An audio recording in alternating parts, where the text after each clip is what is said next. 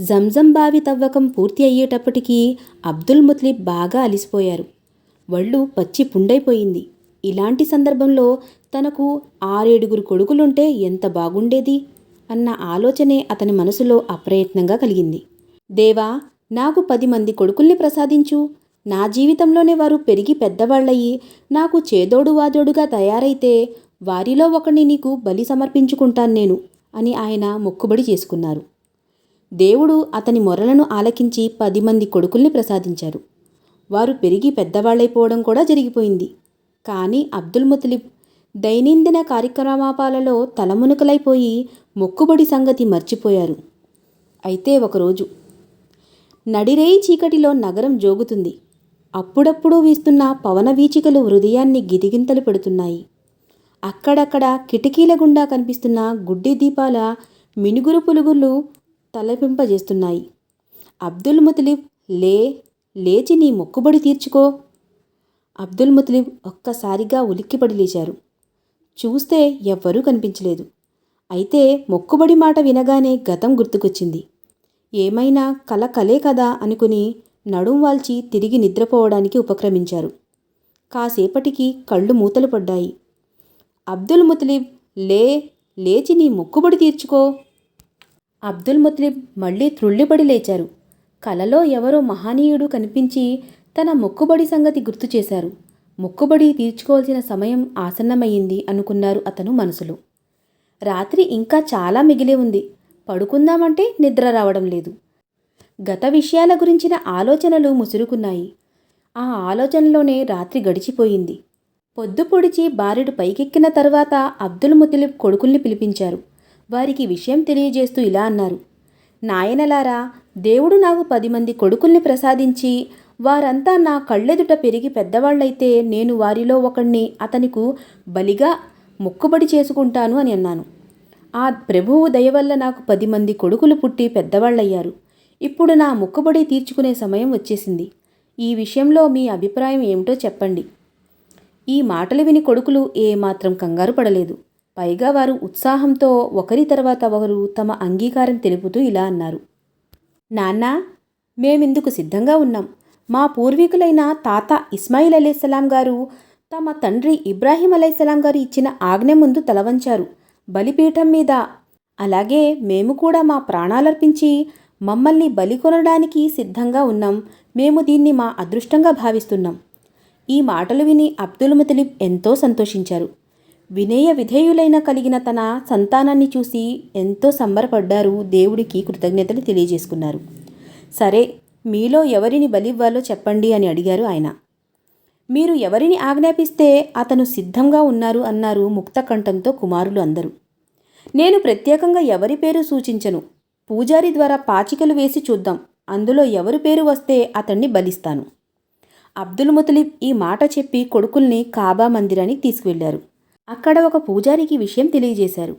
అతను 10 బాణాలు తీసుకుని వాటిలో ఒక్కొక్క దానిపై ఒక్కొక్క కొడుకు పేరు వ్రాయించారు. తర్వాత ఆ బాణాలు హుబల్ దేవత ముందుంచి ఒక ప్రత్యేక తీరులో వాటిని తిప్పారు. అప్పుడు అందరిలోకెల్లా ఎంతో ప్రియమైన కుమారుడు అబ్దుల్లా పేరు వచ్చింది. దాంతో అబ్దుల్లానే బలివ్వడానికి నిర్ణయించుకున్నారు అబ్దుల్ ముతలిబ్. ఈ నిర్ణయం సంగతి అబ్దుల్లా తల్లి వైపు బంధువులకు తెలిసి వారు తీవ్ర ఆందోళన చెందారు. అబ్దుల్లాను బలివ్వకుండా అతని తండ్రిని వారించడానికి ప్రయత్నించారు. అతనికి శతవిధాలా నచ్చజెప్పి చూశారు. కానీ అబ్దుల్ ముతలిబ్ వారి మాటలు త్రోసిపుచ్చారు. పైగా తన నిర్ణయాన్ని అమలుపరచక తప్పదు అని కూడా అన్నారు. బంధువులు కూడా తమ పట్టును ఎంత మాత్రం వదులుకోలేదు. చీకటి పడింది. నింగిలోని నక్షత్రాలు నేలవైపు చూస్తూ పక్కున నవ్వుతున్నాయి. సమస్య ఓ కొలిక్కి రాకముందే అందరూ తమ తమ ఇళ్లకు వెళ్ళిపోయారు. అప్పటికే తెల్లారి మక్కా పట్నం మేల్కొంది. ప్రజలు కాలకృత్యాలు తీర్చుకుని తమ తమ దైనందిన కార్యక్రమాలలో లీనమైపోయారు. అయితే బనూ హాషిం ఇంటి ముందు గోడ కానుకుని కంబళిపై కూర్చున్న వ్యక్తికి ఇవేమీ పట్టనట్లు ఉంది. అతను ఎటో చూస్తూ తీవ్రమైన ఆలోచనల్లో నిమగ్నమై ఉన్నారు. అతని ముఖ కవళికలు క్షణక్షణానికి మారిపోతున్నాయి. ఒక్కొక్కప్పుడు అతని కళ్ళలో ఏదో కాంతి కిరణం కనిపించినట్లే కనిపించి అంతలోనే అదృశ్యమైపోతుంది. కొంచెం దూరంలో అతని కుటుంబ సభ్యులు కూడా ఏదో ఆలోచిస్తూ నిలబడ్డారు. అతని ముందు మాట్లాడే ధైర్యం లేక వారు మౌనంగా ఓ పక్కకు నిల్చున్నారు. సూర్యుడు మరి కాస్త పైకి వచ్చాడు. అబ్దుల్ ముతలిబ్ మధ్య మధ్యలో మాటిమాటికి పిడికిళ్ళు బిగించి వదిలేస్తూ ఉన్నారు. కాసేపటికి నుదుటి మీద చెమటలు తుడుచుకొని ఏదో నిర్ణయానికి వచ్చినవాడిలా తల పైకెత్తారు. ఏడి అబ్దుల్లా, ఎక్కడికి పోయాడు? అతన్ని కాబా దగ్గరికి పిలుచుకురండి. ఈరోజు అతన్ని హుబల్ దేవతకు బలిచ్చి మొక్కుబడి తీర్చుకోవాలి అన్నాడతను దిగ్గున పైకులేస్తూ. అతని దృఢ నిర్ణయం విని అతని కుటుంబీకులు తీవ్రంగా ఆందోళన చెందారు. ఏమీ పాలుపోక ఒకరి ముఖాలు ఒకరు చూసుకున్నారు. ఆ ఇంట్లో గోడకున్న ఓ గూటిలో రకరకాల తాళ్ళు, కత్తులు, ఖాళీ గోతాలు, విరిగిన కవచాలు, పాత వస్తువులు చిందరవందరగా పడి ఉన్నాయి. ఆ వ్యక్తి ఇంట్లోకెళ్ళి గూట్లో ఉన్న ఓ వస్తువుల్లో ఓ కత్తి తీసుకున్నాడు. తర్వాత సరాసరి కాబా మందిరానికి వెళ్ళిపోయాడు. కాసేపటికి అతని కుటుంబ సభ్యులు కూడా అతని వెనకాలే కాబా వైపును నడిచారు. వారిలో కొందరు ఆ వ్యక్తికి నచ్చజెప్పడానికి ఎంతగానో ప్రయత్నించారు. కానీ వారి మాటలు ఖాతరు చేయకుండా అతను విరిగిపోయిన ఒక ఉక్కు కవచంతో కత్తికి పదును పెట్టడం ప్రారంభించారు. అంటే అతని నిర్ణయానికి తిరుగులేదన్నమాట. అబ్దుల్లాని బలివ్వక తప్పదన్నమాట. అంతే. ఈ మాట క్షణాల్లో దావానంలా పట్టణమంతా వ్యాపించింది. జనం తండోపతండాలుగా వచ్చి కాబా మందిరం దగ్గర గుమిగూడడం మొదలుపెట్టారు. సర్వత్రా దుఃఖఛాయలు అలుముకున్నాయి. జనంలో అబ్దుల్లా మీద అమితమైన సానుభూతి పెల్లువిక్కింది. ఏ నోట విన్నా ఒకే మాట, వద్దు వద్దు, అబ్దుల్లాను బలివ్వకండి, అతనికి బదులు పరిహారంగా ఏదైనా ఇవ్వండి. ఎన్ని ఒంటెలు బలివ్వడానికైనా లేదా ఎంత డబ్బు కానుకగా సమర్పించుకోవడానికైనా మేము సిద్ధంగా ఉన్నాం అన్నారు ప్రజలు. కానీ ఆ మొండి మనిషి ఎవరి మాట వినలే. అబ్దుల్లా తల్లి తరపు బంధువులు ఎలాగైనా ఈ పని నుండి అతన్ని వారించాలని మరోసారి ప్రయత్నం చేశారు. అబ్దుల్ ముతలిబ్, ఆపండి, అబ్దుల్లాను బలివ్వడానికి ఎంత మాత్రం వీల్లేదు. కావాలంటే ముందు మా మెడలపై కత్తి పెట్టండి, ఆ తర్వాతే అబ్దుల్లా జోలికి వెళ్ళండి అన్నారు వారు ఈసారి గట్టిగానే. లోకం తల్లకిందులైనా సరే నా నిర్ణయం మారదు అన్నారు అబ్దుల్ ముతలిబ్ గంభీరంగా, కత్తికి మరింత సాను పెడుతూ. బంధువులు కూడా గట్టిగా పట్టుబట్టారు. ఉభయంలో ఏ ఒక్కరూ వెనక్కి తగ్గడానికి సిద్ధంగా లేరు. మరోవైపు ప్రజలు కూడా అబ్దుల్లాను బలివ్వవద్దని ఒత్తిడి చేస్తున్నారు. అబ్దుల్ ముతలిబ్ ఇప్పుడు సందిగ్ధంలో పడిపోయారు. అతను ఓసారి గతంలోనికి తొంగి చూశారు. తనకు ఒకే ఒక సంతానం ఉన్నప్పుడు దేవుడు తనకు 10 మంది కొడుకులు ప్రసాదించాడు. దేవుని దయవల్ల అందరూ పెరిగి పెద్దవారై తనకు తోడ్పడుతున్నారు. కనుక తాను చేసుకున్న మొక్కుబడి ప్రకారం ఇప్పుడు వారిలో ఒకరిని దేవునికి సమర్పించుకోక తప్పదు. హుబల్ దేవతకు అందరిలో చిన్నవాడైన అబ్దుల్లా ఇష్టమయ్యాడు. అందుకే మొక్కుబడి రీత్యా అబ్దుల్లానే హుబల్కి దేవుడికి సమర్పించుకోవాలి. కానీ ప్రజలంతా అబ్దుల్లాను బలివ్వవద్దని వారిస్తున్నారేంటి? ఇప్పుడెలా?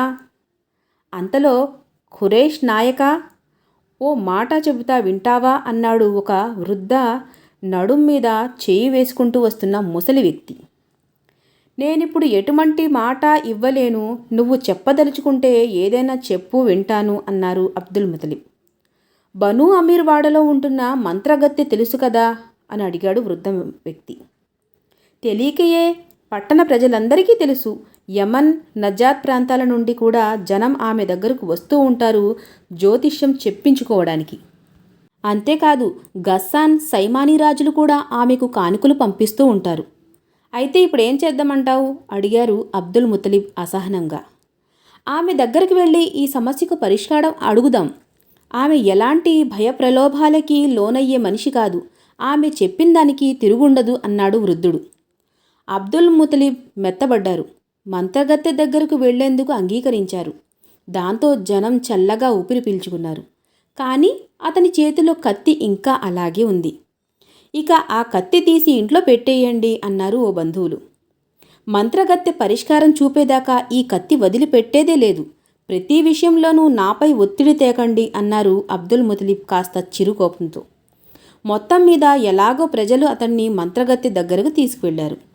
భక్తులు, అభిమానుల మధ్య తైల సంస్కారం లేని జుట్టు విరబూసుకుని కూర్చుని ఉన్నది మంత్రగత్తె. ఆమె ముఖం దుమ్ము కొట్టుకుని ఉంది. శరీరంపై బట్టలు నామమాత్రంగా ఉన్నాయి. మెడలో ఓ పొడగాటి ఎముకల దండ కూడా ఉంది. కాళ్లకు చేతులకు పెద్ద పెద్ద ఇనుప కడియాలున్నాయి. చేతిలో నల్లటి పట్టుకర్ర ఉంది. ముడివడిన బ్రుకుటి, నిప్పు కణాల్లాంటి ఎర్రటి కళ్ళు, నల్లటి పెదాలతో ఆమె ఎంతో భయానకంగా ఉంది. అబ్దుల్ ముతలిబ్ రాగానే కూర్చోమన్నట్టు కర్రతో సైగ చేసింది. అబ్దుల్ ముతలిబ్ కత్తిని నేలపై గుచ్చి ఆ పక్కనే కూర్చున్నారు. ఆయన బంధువుల్లో ఒకతను ముందుకొచ్చి విషయం పూర్తిగా వినిపించారు. మాంత్రికురాలు అంతా విని ఓ క్షణంపాటు కళ్ళు మూసుకున్నది. అంతా నిశ్శబ్దం. ఆమె కళ్ళు తెరవగానే ఓ వ్యక్తి నిశ్శబ్దాన్ని చీల్చుతూ అన్నాడు, ఎలాగైనా సరే అబ్దుల్లాను కాపాడి, వీరి మాటలేమి పట్టించుకోకండి. మీ జ్ఞానం, మీ అంతరాత్మ ఏవి చెబుతాయో అవే చెప్పండి అన్నారు అబ్దుల్ ముతలిబ్ అతని మాటలకు అడ్డుపడుతూ. మంత్రగత్తె ఓ భయంకరమైన నవ్వు నవ్వింది. మొక్కుబడి మరో విధంగా కూడా తీర్చుకోవచ్చు అన్నది ఆమె. ఏమిటది? అబ్దుల్లా పేరుకు 10 ఒంటెల పాచికలు వేసి చూడండి. అందులో ఒంటె పేరు వస్తే సరి. దానికి బదులు అబ్దుల్లా పేరు వస్తే మరో 10 ఒంటెల్ని ఎక్కువగా చేయండి. అప్పటికీ అబ్దుల్లా పేరే వస్తే ఇంకో 10 పెంచండి. ఇలా మీ దేవత ప్రసన్నమయ్యే వరకు 10 చొప్పున ఒంటెల్ని పెంచుతూ పాచికలు వేయండి. అప్పుడు అబ్దుల్లాకు బదులు ఆ ఒంటెలు బలివ్వండి అన్నది మంత్రికురాలు. ఆమె చెప్పినట్లే పాచికలు వేశారు. అందులో ఒంటెల సంఖ్య 100కు చేరి ఆ తర్వాత అబ్దుల్లా పేరు బదులు ఒంటెల పేరు వచ్చింది. దాంతో జనం సంతోషంతో గంతులేశారు. అబ్దుల్ ముతలిబ్ కూడా తన ముద్దుల కొడుకు దక్కినందుకు చాలా సంతోషించాడు. ఆ తర్వాత అతను వెంటనే హుబల్ దేవతకు 100 ఒంటెల్ని బలిచ్చాడు. ఈ సంఘటనతో అబ్దుల్లా పేరు పట్నంలో మారుమోగిపోయింది. ఏ ఇంట్లో విన్నా అబ్దుల్లా గురించిన చర్చలే. నలుగురు అమ్మలక్కలు గుమిగూడిన చోటల్లా ఆయన గురించిన గుసగుసలే. యువతుల సంగతులైతే చెప్పనే అవసరం లేదు. 24 వసంతాలు నిండి నవ యవ్వనంతో మిసమిసలాడుతున్న అబ్దుల్లా కోసం వారి హృదయాలు తహతహలాడసాగాయి. ఆయన సౌందర్యం, శరీర సౌష్ఠవాలు యువతుల్ని అమితంగా ఆకట్టుకున్నాయి. మరి ఆ అందాల రేడు ఏ అదృష్టతారకు దక్కుతాడో? కొడుక్కు సంబంధం కోసం అబ్దుల్ ముతలిబ్ అన్వేషణ ప్రారంభించారు. చివరకు బనీ జహ్రా నాయకుని ఇంటిపై ఆయన దృష్టి పడింది. వెంటనే అతనికి కబురు పంపారు. ఆ రోజు బనీ జహ్రా ఇంటికి వేట మాంసం వచ్చింది. ఓ వృద్ధ మహిళ మాంసం కడిగి పొయ్యి మీద పెట్టి ఉడకబెట్టడం ప్రారంభించింది. ఇంట్లో వాళ్లంతా భోజనం కోసం ఎదురు చూడడం మొదలుపెట్టారు. ఈలోగా పెద్దవాళ్లు కబుర్లలో దిగారు. ఇంతకు మీరు అబ్దుల్ ముతలిబ్కు ఏం సమాధానం పంపారు? ఓ నడికారు వ్యక్తి అడిగాడు తల మీద వస్త్రం సరిచేసుకుంటూ. ఈ సంబంధం నాకిష్టమే. 1-2 రోజుల్లో మా బాబాయి వస్తాడు. అతనితో కూడా సంప్రదిద్దామని అనుకుంటున్నాను. పెద్దల మాట చద్దన్నం మూట కదా అన్నాడు మరొక వ్యక్తి. శుభకార్యం విషయంలో ఆలస్యం మంచిది కాదు. అబ్దుల్ ముతలిబ్ కొడుకు అబ్దుల్లా కోసం మక్కాలో అమ్మాయిలకు కొదవలేదు. అబ్దుల్లా లాంటి అబ్బాయి అరేబియాలో కాగడ పెట్టి వెతికినా కనిపించడు. పైగా అతని గొప్పింటి బిడ్డ. అతని తండ్రి మొత్తం ఖురేష్ జాతికి అగ్రనాయకుడు. అందుకే ఇక ఏమాత్రం ఆలస్యం చేయకుండా వెంటనే మన అమీనాను అబ్దుల్లాకిచ్చి పెళ్లి చేసేయి అన్నాడు మరొక వ్యక్తి. ఈ సలహా అమీనా తండ్రికి నచ్చింది. ఆయన తక్షణం ఈ సంబంధం తమకు సమ్మతమేనని అబ్దుల్ ముతలిబ్కు సమాధానం పంపారు. ఈ విధంగా ఆమినా సంబంధం ఖాయమయ్యింది. అబ్దుల్లాకు ఆమినాయే అన్ని విధాల ఈడే జోడు. ఆమినా అందంలో అపరంజి బొమ్మ, శీలంలో సుగుణాల రాశి, మానమర్యాదల్లో మహిళా లోకానికే మణిపూస. ఈ ప్రత్యేకతల కారణంగానే ఆమినా కుటుంబం సభ్యులు ఆమెను ఎంతగానో అభిమానించేవారు. ఆమెకు అమితమైన గౌరవం కూడా ఇస్తూ ఉండేవారు. ఇప్పుడు అబ్దుల్లా లాంటి యువకునితో సంబంధం ఖాయమైనందున వారు ఆమినా అదృష్టానికి పరమ సంతోషంతో పొంగిపోయారు. పెళ్లి ముహూర్తం సమీపించింది. అబ్దుల్ ముతలిబ్ బంధుమిత్ర పరివారమంతా మక్కా నుండి పెళ్లి కూతురి ఇంటికి తరలివచ్చారు. మేళ తాళాలు మొదలయ్యాయి. బాలికలు పాటలు పాడి సభికులకు వీణుల విందు చేస్తున్నారు. అరబ్ సంప్రదాయం ప్రకారం వివాహం అతి నిరాడంబరంగా జరిగిపోయింది. పెళ్లైన 3 రోజుల తర్వాత నూతన వధూవరులకు వీడ్కోలు చెప్పారు. ఆమినా అత్తారింట్లో అడుగుపెట్టింది. అత్తవారి తరపున బంధువులు కొత్త కోడలిని ప్రేమపూర్వకంగా స్వాగతం చెప్పారు. ఆ తర్వాత కొన్నాళ్లకు అబ్దుల్లా వ్యాపారం నిమిత్తం ఒక వాణిజ్య బృందంతో కలిసి పరదేశానికి పోవాల్సి వచ్చింది. వర్తక బిడారాలు సిద్ధమయ్యాయి. బంధుమిత్రులు అబ్దుల్లాకు వీడ్కోలు చెప్పడానికి వచ్చారు. అబ్దుల్ ముతలిబ్ కొడుకును గాఢంగా కౌగిలించుకుని క్షేమంగా తిరిగి రప్పించమని దైవాన్ని వేడుకున్నారు. అబ్దుల్లా ఒంటె ఎక్కారు. అన్నయ్య అబ్బాస్ ఒంటె పగ్గం పట్టుకుని తమ్ముడు హంజాకు కూడా ఆయన్ని అనుసరిస్తూ వెళ్తున్నారు. ఆమినా నిలబడి మౌనంగా చూస్తూ ఉండిపోయారు. పెళ్ళయి ముచ్చటగా 3 నెలలైనా కాలేదు. అంతలోనే ఈ ఎడబాటు. ఆమె నయనాలు అప్రయత్నంగా అశ్రువు పూరితమయ్యాయి. ఏదో చెప్పాలనుకున్న చుట్టుముట్టిన సిగ్గు తొందరలు ఆమె పెదవుల్ని బంధించి వేశాయి. అనిర్వచనీయమైన ఆవేదన ఏదో ఆమె హృదయాన్ని కలిచివేసింది. ఆమినా, ఎందుకంత బాధపడుతున్నావు? నీ భర్త యుద్ధానికేమైనా వెళ్తున్నాడా? లేదు కదా. వ్యాపారం కోసం సిరియా వెళ్తున్నాడు, అంతేగా. ఇలా ప్రతి ఏడు ఖురేషీయులు వ్యాపారం కోసం విదేశాలకు వెళ్తూ ఉంటారు. అబ్దుల్లా కూడా అంతే.